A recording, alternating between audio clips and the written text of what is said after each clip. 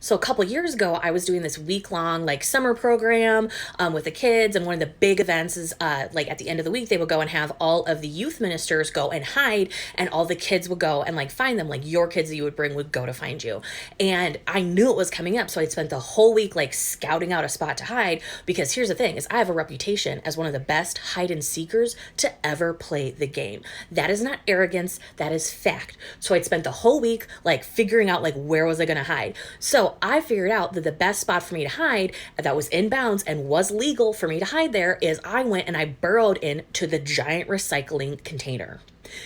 I planned it out really well too because like we just had like maple syrup that whole day, so like the whole thing just smelled like breakfast. It was really nice. So I burrowed underneath everything like a raccoon in the garbage. And I just was in there and I was like, perfect. No one will ever find me. So the game goes on and I can hear, all the chaos happening around me. And I'm getting like text messages from, fellow people. And, even for my kids, they're like, where are you? And I'm just like, you'll never find me. And I'm giving like cryptic clues and I'm just, loving it. I was like, I'm the center of attention and no one can find me. I love it. I love it. I love it.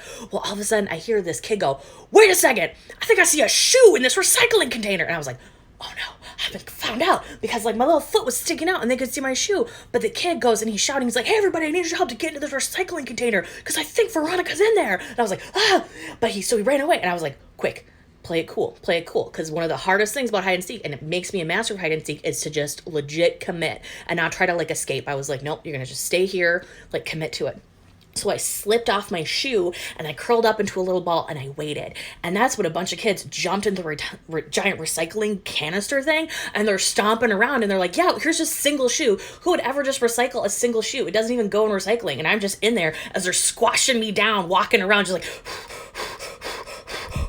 So they eventually are like, nope, there's nobody in here. And they get up and they leave. And then they just leave my shoe in there. Like, thank goodness, because I don't know what they would have done with the shoe. I would have been like, that's one of my favorite shoes. So they go and they leave. And eventually, after like an hour or so, they're like, that's it. No one can find Veronica. She's the big winner. So I triumphantly emerged from the recycling container and just hearing the screams of pure frustration from all of my high schoolers and middle schoolers who were like, we were in there.